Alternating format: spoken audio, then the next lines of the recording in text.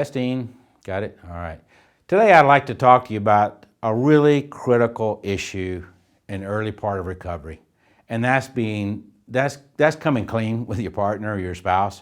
That's involving yourself in full disclosure, giving your partner the option of making fully informed decisions, empowering them that if they do show up at the show up place with you, they want you and you know it, and they know everything about you because you got buck naked.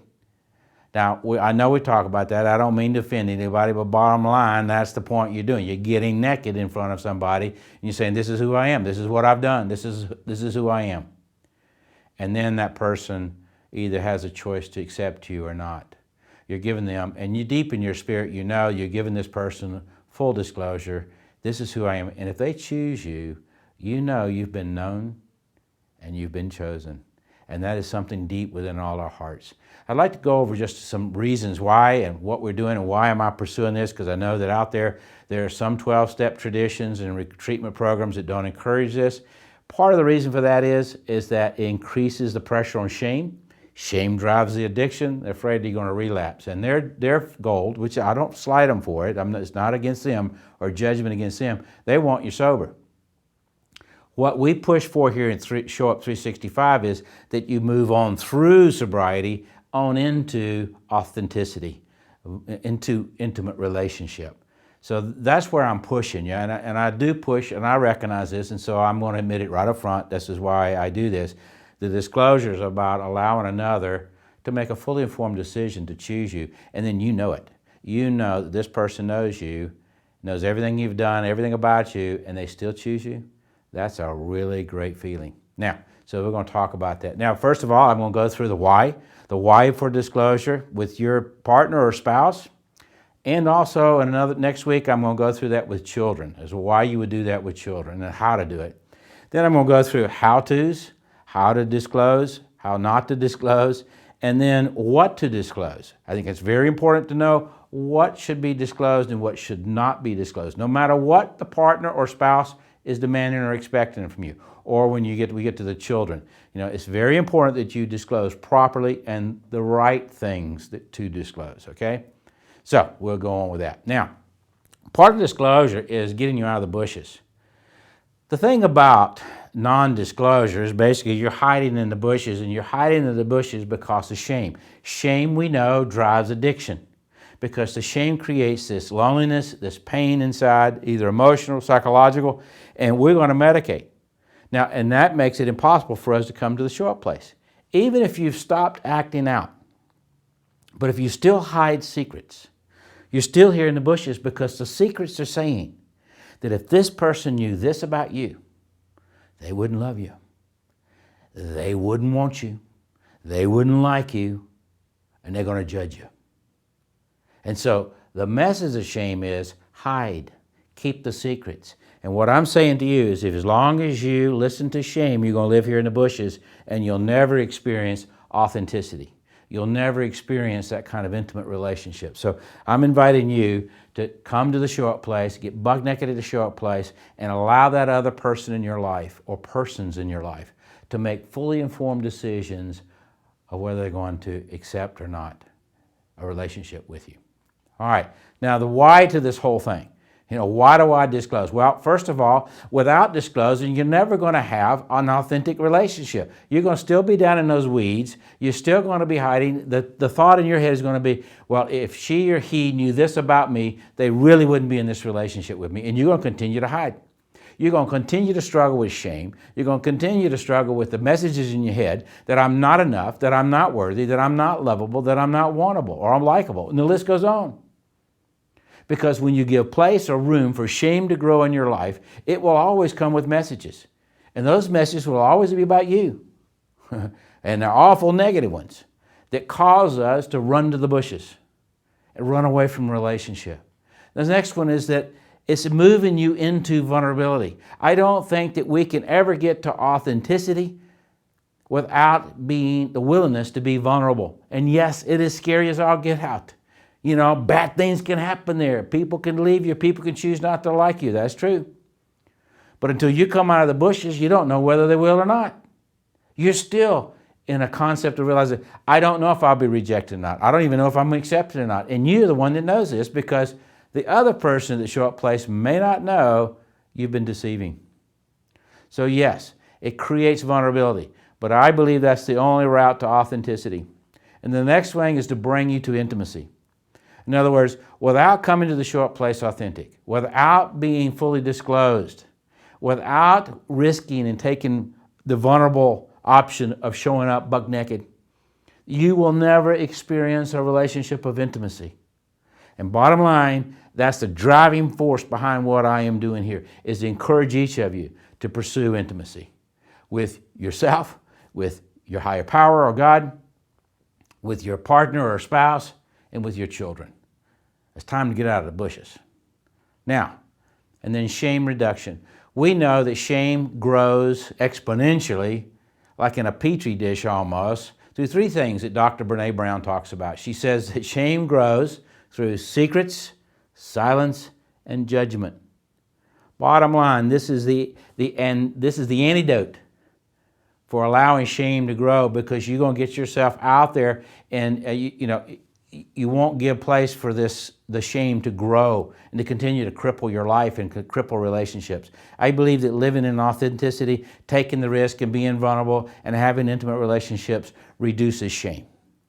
I don't know that there's anything out there that kind of eliminates it altogether, but I'm going to tell you, living this way does reduce shame to a point where it's a little bump in the road, if that much. Now, how to disclose. I think how to do it is as important as what you do. So here we go. Some of the things that you're going to have to do is have a plan. I recommend that you write out or draw out on butcher paper, whatever it is you need to do, so you've got a nice linear path of your behaviors and what you've done. We're going to talk about what you disclose in a little bit, but right now you have to have a plan. And then I want you to also encourage you to be considerate of your spouse's schedule. Now, whether it's your wife or your husband, whichever way you're going with this disclosure, or whomever in your life, I encourage you to be considerate of their life, their schedule, what's on their plate. In other words, this is not something that you do late at night. This is not something you do right before they go to work. This is not something you do when they've got to go take care of the children later, or whatever else goes on. Next thing is that I encourage you to be humble. You're to take full responsibility and apologize sincerely for what you've done. You deeply regret having done these things. And it is not because of anything else out there in the universe. The reason why you did it, you did it. You made the choice. You chose to do it. You did the deed, and you're here to tell the story. Bottom line, you don't make any excuses for this. You don't talk about your trauma here. I'll cover that in just a minute. You don't talk about parents. You don't talk about anything in your partner's life, what they were doing or not doing, anything. Bottom line, you stick to your behaviors. Then the next thing is tell the whole truth at one sitting. You cover as much of the details that you can, and you lay them out there. That's why you write it all out to start out with. You have a plan. You have it written down. Because I'm going to tell you right now, sitting down and doing this is going to scare you to death. It's going to frighten you, and it's going to be very difficult to stay an adult. It's going to be really hard not to keep keep the trap door in your mind open so it doesn't shut down. You get a brain freeze. You got to rehearse this. And my recommendation: rehearse it with your therapist or your sponsor. And then as you sit down with your spouse, have somebody there with you to help facilitate the process. Now, the next thing you do is you wait to share your trauma history. It may sound like you're making excuses, so don't mix in the trauma with it. Don't give these as the reasons why I did all this. No, you say, I did this. During these dates here, I was doing these kinds of things. I was either drinking, I was drugging, or I was acting out sexually. Whatever those are, you line them out. Then I recommend that you have the resources available for your spouse. Where's a 12-step group? What are workshops that are available? We do the workshops. Whatever it is that you have out there, here's some resources. Here's a name, a number of my therapists. Call them. And then my recommendation is you got to surrender the outcome to God. There's no way you can control the outcome once you start this process. You got to leave it in God's hands.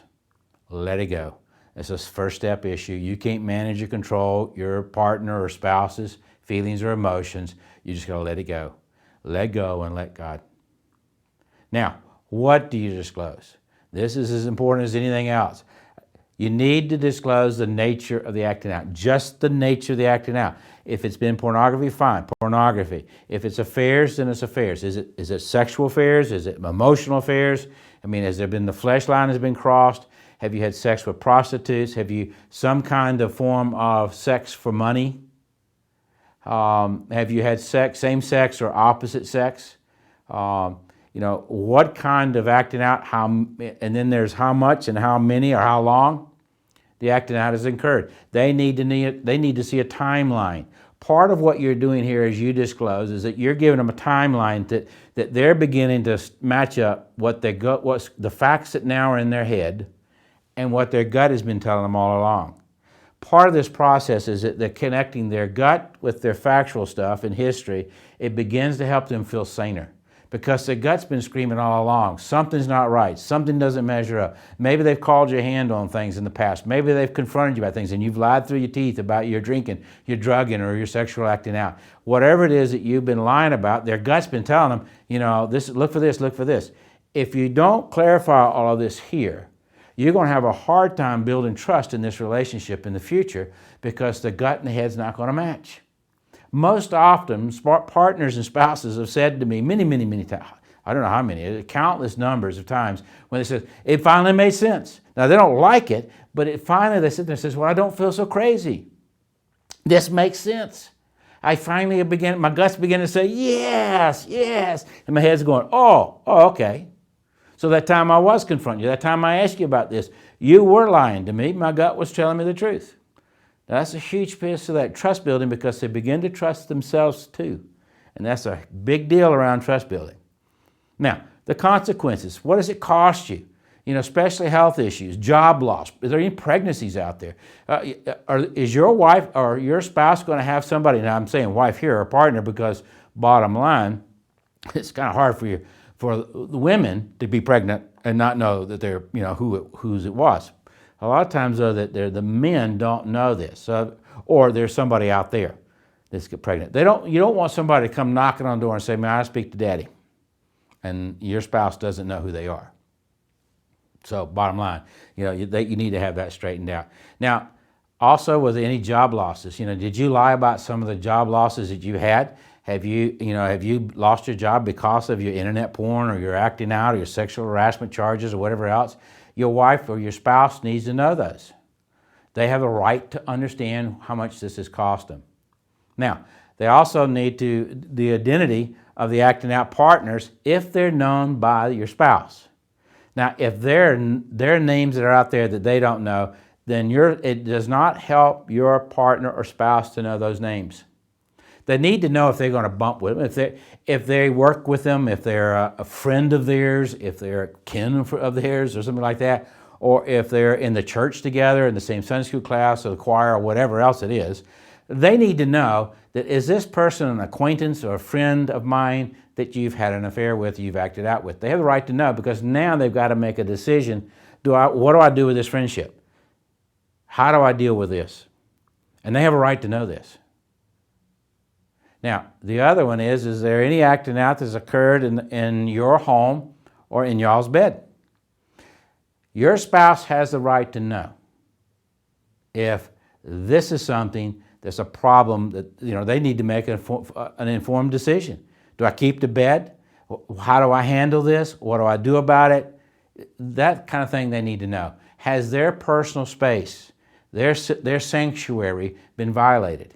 And if so, they're going to have to make some decisions around that or what they're going to do. But they need to make those fully informed decisions. Now, what not to disclose? You know, one of the things is do not ever get into graphic, specific details. You don't go into swinging from the chandeliers. You do not describe what this person looks for. You do not describe what your acting out partners, you know, what they did, what they look like, all that. You don't go there. None of those answers will help your spouse in their healing. That is not trust building. Bottom line, when your partner or spouse is asking those questions, most often they're what we call their pain shopping.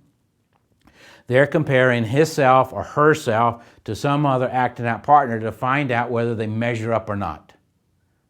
And the story in their head is they don't measure up.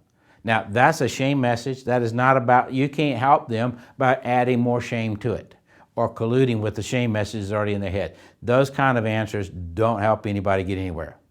Now, it's almost impossible to get details out of her head. So if he or she asks the details, and you should never give them. Now, there's times where I've had addicts give details to their partner, to their spouse, in an attempt to hurt them.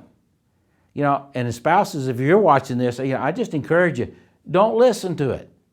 You know, that's a boundary you need to have up and in place to protect your mind and your thoughts, because once that goes in, you don't get rid of it. It stays with you for years and years and years. I have things in my mind that have been told to me in my past history that I wish I'd never known.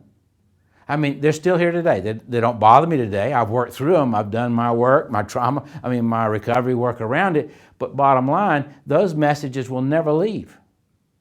Don't hurt your spouse by giving them that kind of information.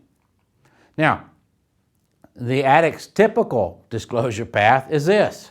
Oftentimes, deny everything. Oh, there's nothing going on. You're crazy. And they blame the other. Now, if you as an addict are listening to this and you're saying, well, I've done that. Well, now you've got a lot of undoing to do.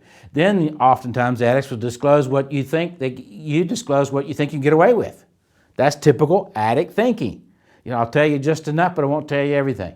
Now, what happens with that, let me go back. What happens with that is that you never, if you piecing the information out, your spouse is never really going to show. Finally, you get it all out there, they're still not going to assure that they believe you.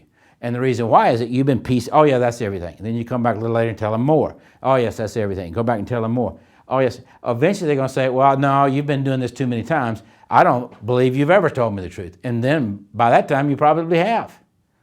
See, so it hurts you in your process of trying to get honest if you piecemeal it. Don't do that. Put it all out there at one time. Then disclose, then get away with it, disclose a bit more, and then get confronted as more things come out. That is not going to be, you will be working through trust building for years to come if you do this up front. I'm telling you, it's a nightmare to go there. Don't do it. And then eventually you do disclose it all, but by that point, your spouse is saying, I don't know that I'll ever hear the truth. I don't know that I can ever trust you. And that's a difficult place to be in a relationship. Now, I want to talk to you about disclosure to children next week. I think it's important, and I'd like to see us do it as a whole session. Thank you, and have a good week.